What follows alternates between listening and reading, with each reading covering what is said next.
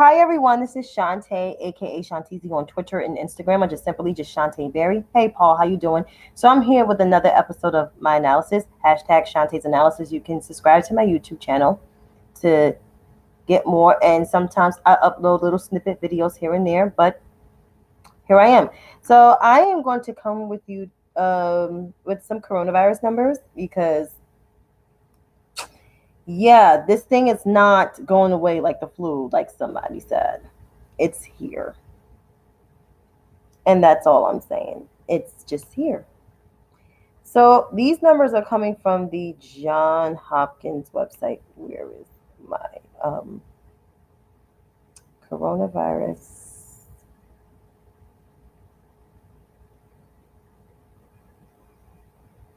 Here we go.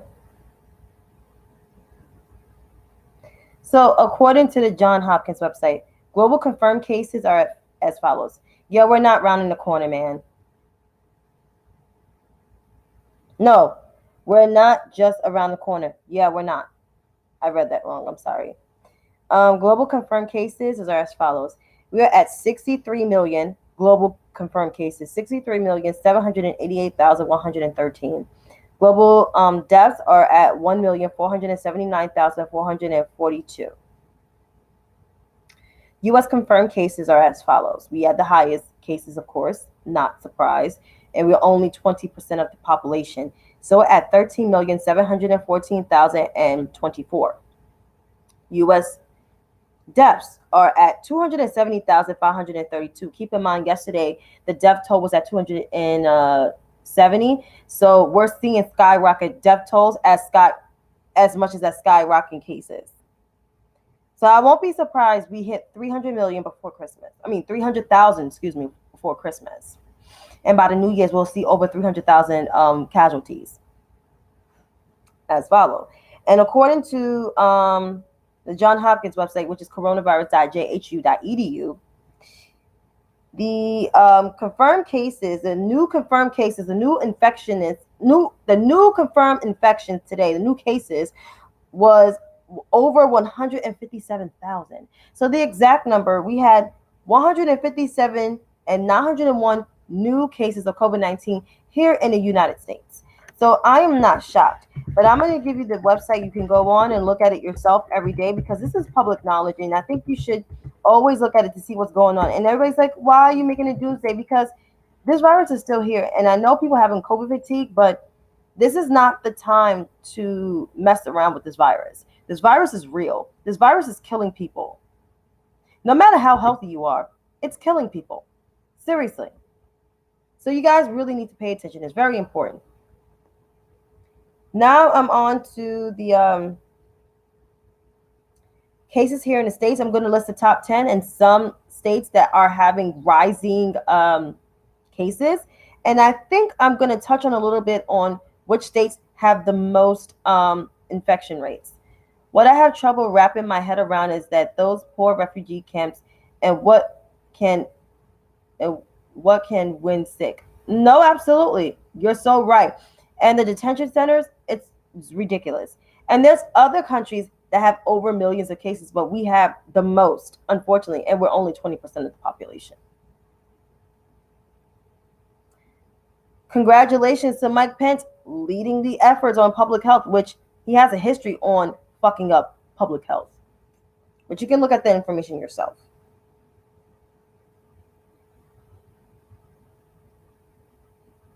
This is wrong right here.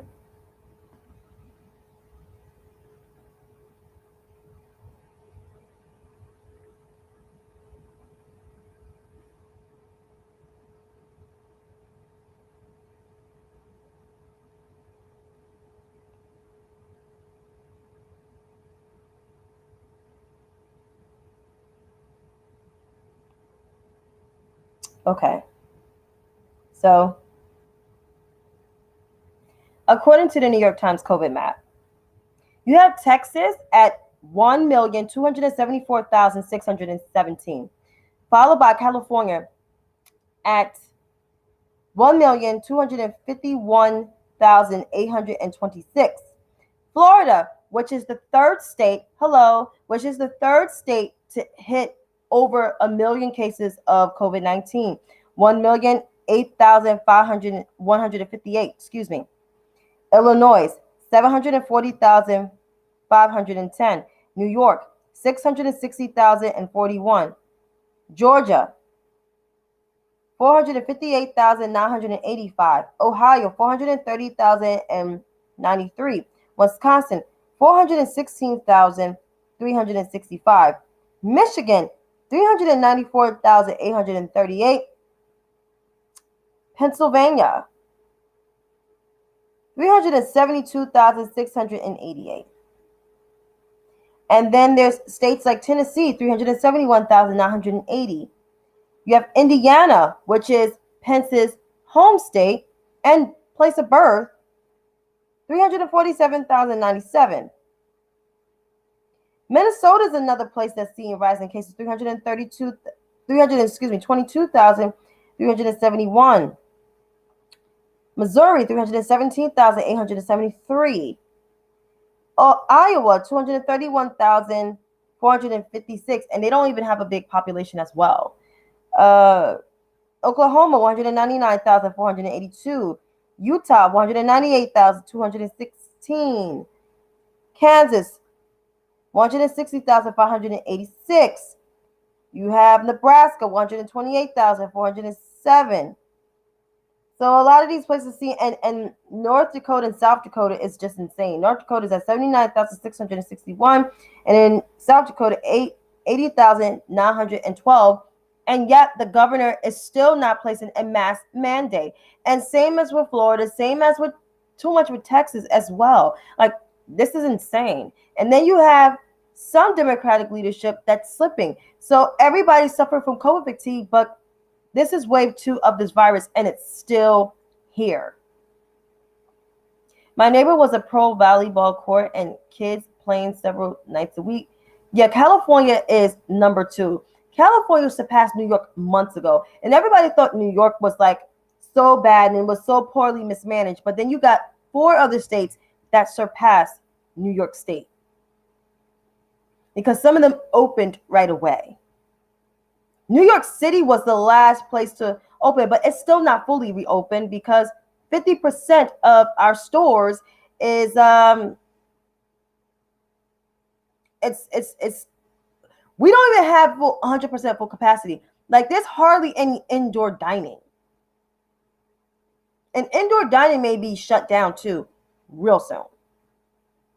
So everybody gonna be doing that Uber Eats again, which I prefer Uber Eats. I'm not eating at no one's location, especially when there is no national strategy to combat COVID on a national scale, not a statewide, but national. I think I want to touch on a little bit with COVID infections, because even though I'm reading a number of cases, but I'm not reading which place have the highest COVID infections. States with COVID infection.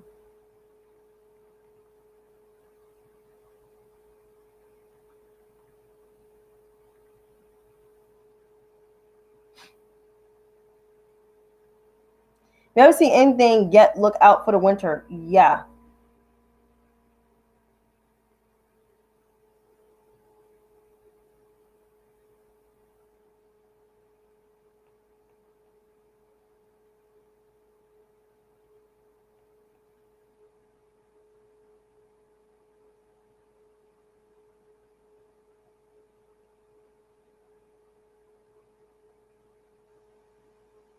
Okay, that's not what I'm looking at. COVID.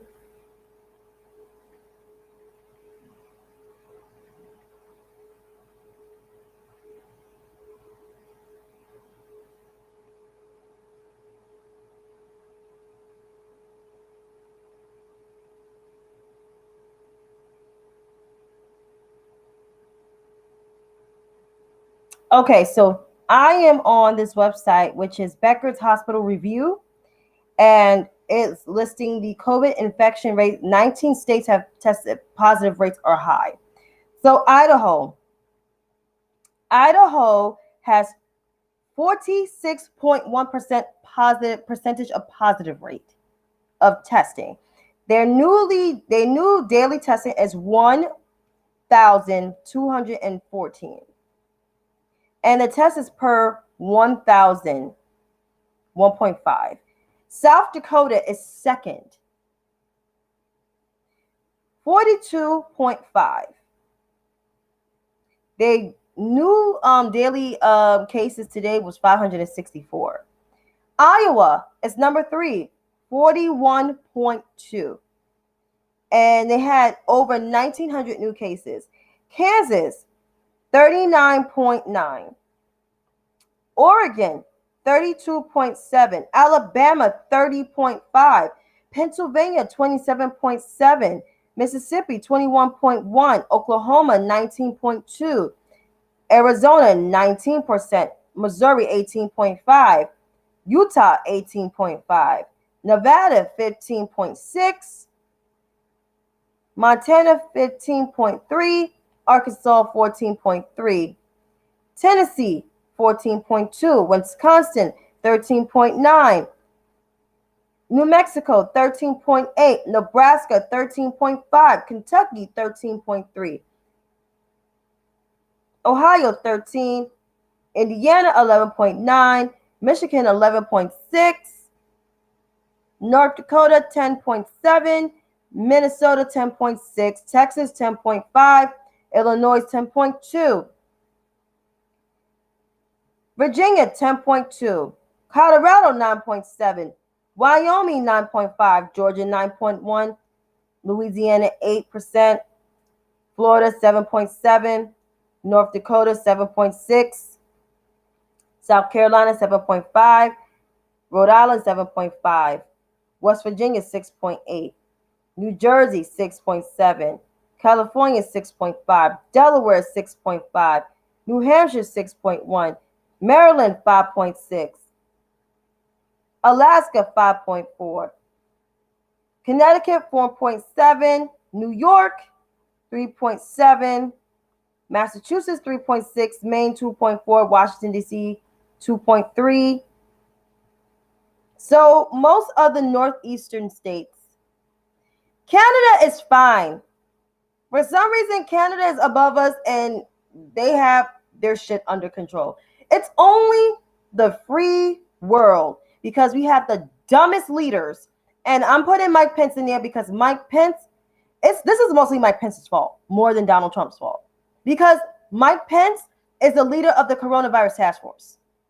But then again, you put a guy over the coronavirus task force who couldn't even manage the HIV crisis, the HIV outbreak, when he was governor of Indiana.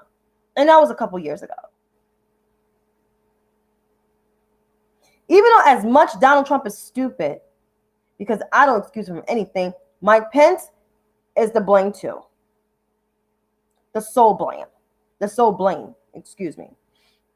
So only 1, 2, 3, 4, 5, 6, 7, 8, 9, 10 states have the lowest infection rate. And that includes my state, which is my home state, birth state, and current state, New York.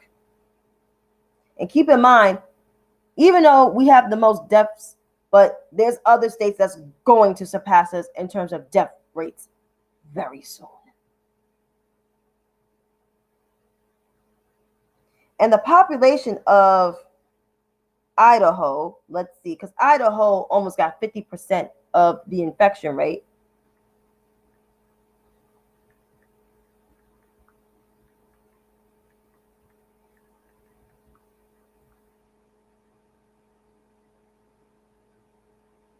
Idaho only got 1.7 million people. But they have the highest infection rate.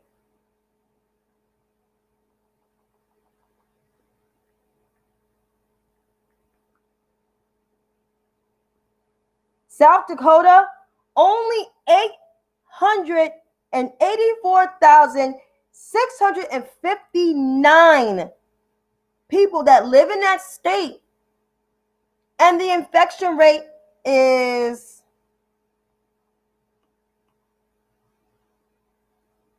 42.5. Idaho has 1.7 million people, and they're testing positive at 46.1. New York has 19 million people, and our infection rate is less than 5%. That shit is crazy. No, excuse me, even less than 4%. So there's a disconnect. I do the world on Fridays on my Instagram live because I do like certain countries with the most cases, and I do other countries that managing their thing. So I do the world. During the week, I focus on the states because the United States is a much dire situation than all the other countries because they seem like they have their shit more under control than we do. Oh, that answers your question, Paul. But Washington State is the only state that has zero positivity rate. But all these other states are seeing rising cases. It's rising cases all over this country. And there's a possibility might have to hunker down around Christmas or a little after Christmas. It is what it is. But I'm saying is there's a big disconnect. Like, you have governors that's not implementing mass mandates. And everybody talked this shit about New York and talked about the nursing homes. The Republicans had all this smoke for Andrew Cuomo. But Andrew Cuomo has took us from the top to the number five cases in the country. Even though it's not the best shape, but it was way better than where we were back in March and April and parts of May. Nursing homes. What happens, our strand came from Europe. We had European travel because New York is a global attraction city. It's the first city from Europe that they land to on the eastern borderline across the Atlantic Ocean, if Republicans are really smart. Because all I'm saying was Janice Green, I don't know what the fuck she does, but she's a non-factor ass bitch. Newt Gingrich. Let's see. All those other Republican congressional folks having all this smoke for Andrew Cuomo, and yet your states, Matt Gaetz, saying here, your state is on fire. Ohio is on fire, Jim Jordan. Atlanta is on fire, Newt Gingrich.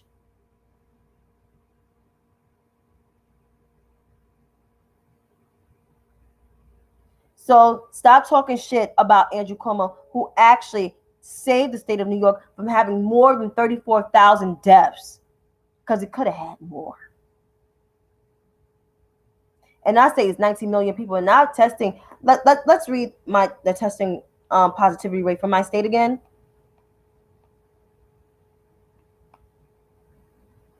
3.7. 3.7.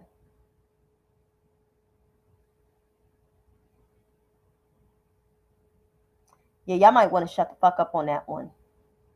Just saying. But I will continue to talk more on COVID because I normally do. I do like a whole segment on COVID on my Instagram live on Friday. You can follow me on Instagram. I never went to California, but I would love to go to California when the world opens up again, when it's safe to travel again. But I will be wearing a mask on a plane going forward because people are dirty. But anywho, so according to the New York Times or the Washington Post, whatever came up on my news feed,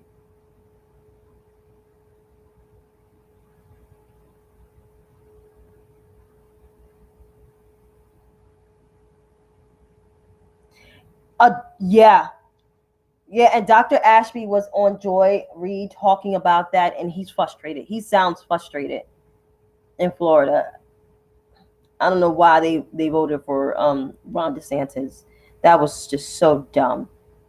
But according to the Wall Street Journal, Attorney General William Barr told the AP the Justice Department hasn't found any evidence hasn't found evidence of widespread voter fraud that could change the election outcome.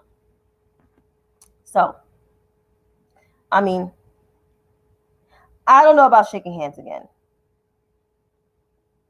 But back to Mr. William Barr. Or back to Trump, I should say. Whatever. They both the same coin. Are you surprised that there was no fraud in the election? No, I wasn't.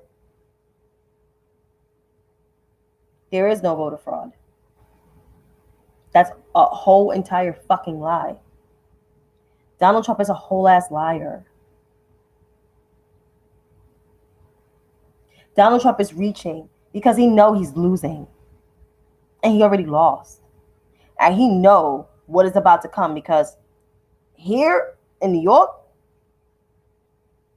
AG Letitia James, or Tish, that's what we call her, Tish, and Cy Vance, the Manhattan DA downtown, they're coming for him. And so as the U.S. Attorney Office.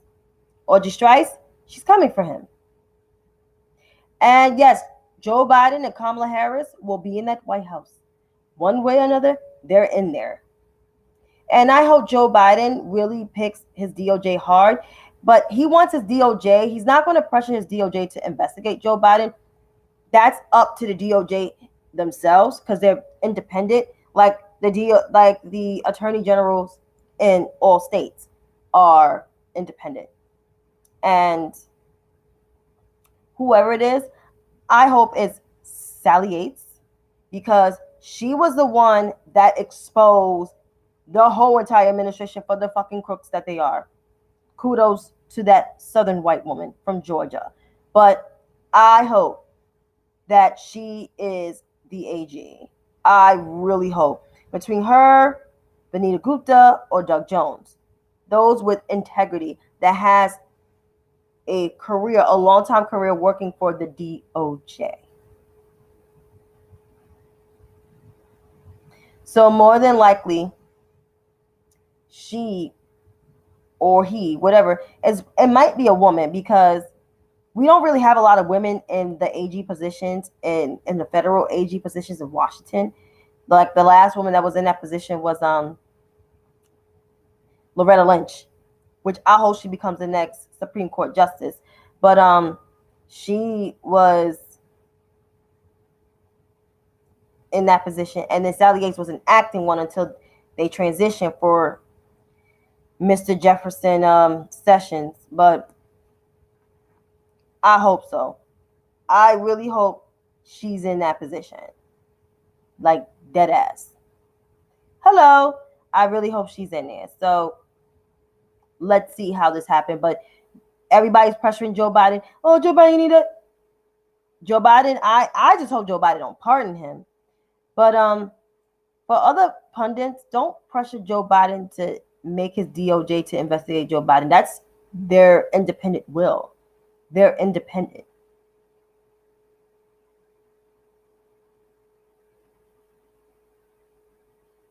So here we are.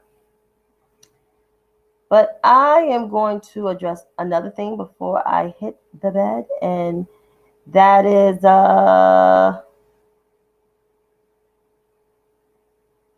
what's the topic I got on here today?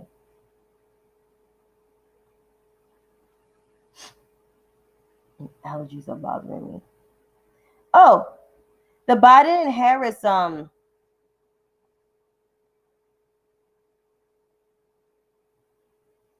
the Biden and Harris administration announced their the economic team, and their tandem is well, one, they have a diverse team. They have a African American woman who will be the head of the Economic Council, the Council of Economic Advisors, and she's been working, for Washington in economics for a long time.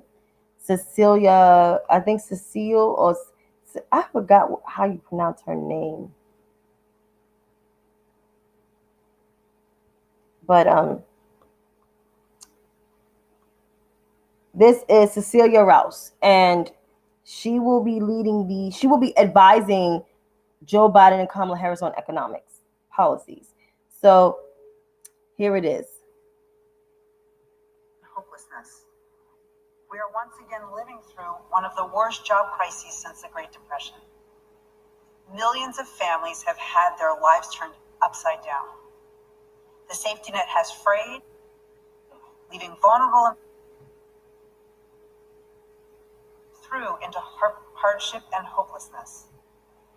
And importantly, structural inequities that have always existed in our economy are being exacerbated like never before. This is a moment of urgency and opportunity, unlike any we faced in modern times. The urgency of ending a devastating crisis and the opportunity to build a better economy in its wake. An economy that works for everyone, brings fulfilling job opportunities, and leaves no one to fall through the cracks.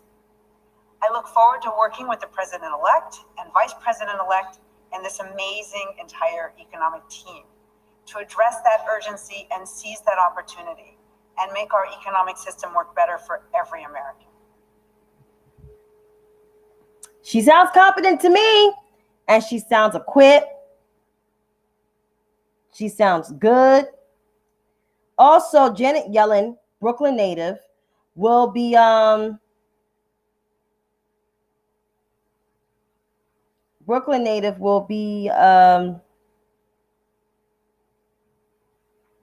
the Secretary of Treasury. Hold on for 1 second.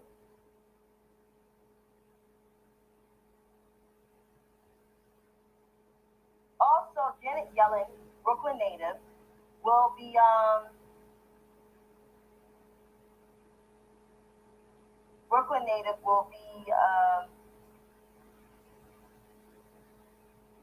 the Secretary of Treasury.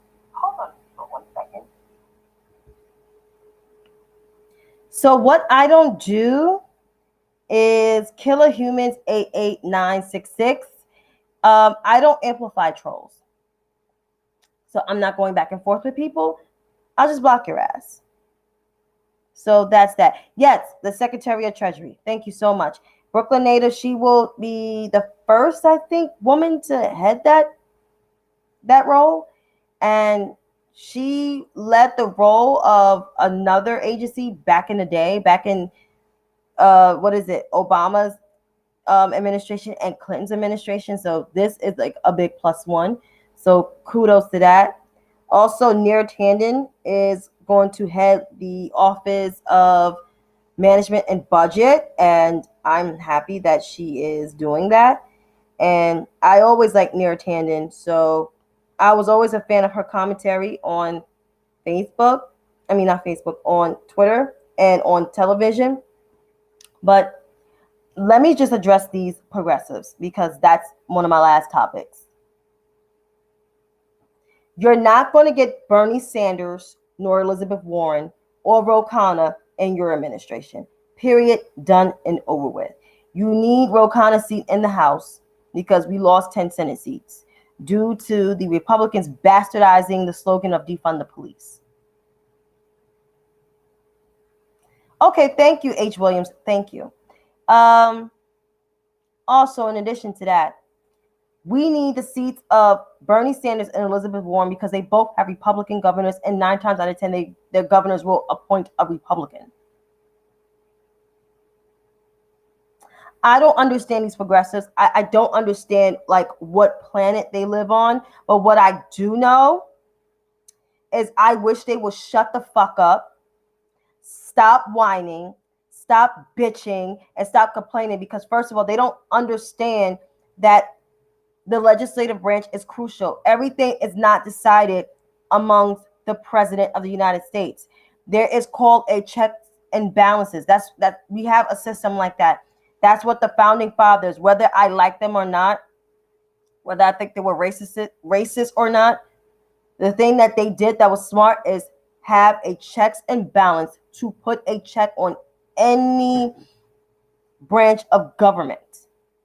Every branch of government must be equally, I can't even say the words, but they must act in an equal code, whatever. They must act equally.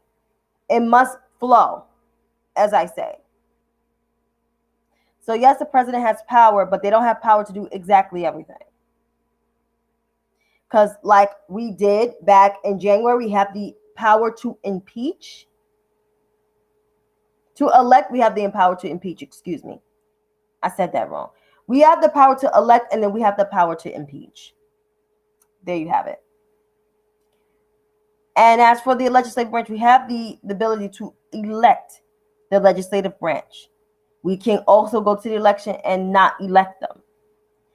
We have the power to, request for our judicial branch, if they're not acting right, we can protest to get them impeached as well.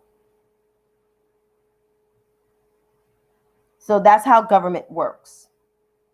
I need for the progressives to read a book because it's a reading rainbow. Not your rainbow, but it's a reading rainbow amongst politics, and you need to find that out.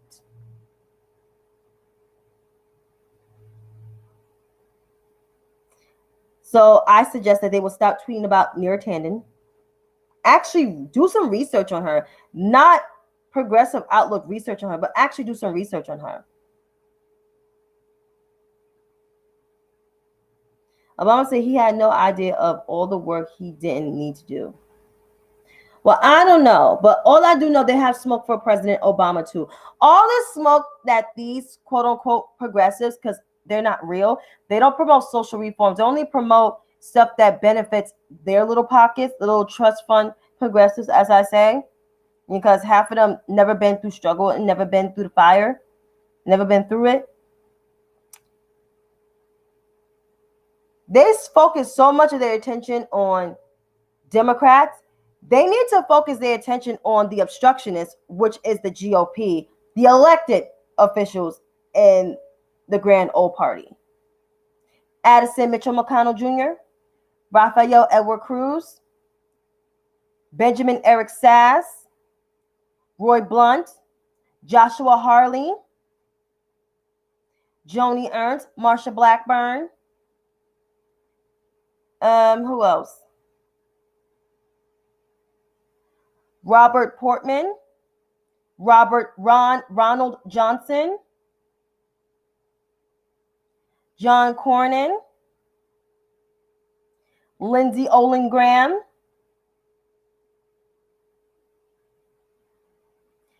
Charles or Chuck Grassley,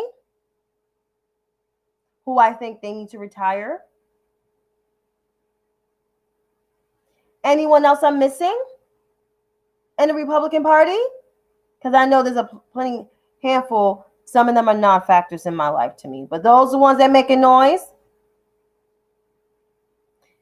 I need those progressives to direct their energy towards them and not to the Democratic Party. And I'm not saying this because I'm a Democrat. It seems in the public eye and behind the scenes, the Democrats are the ones that's fighting not just for COVID relief, but to save democracy. We actually have a president who gives a damn about the people and the country itself.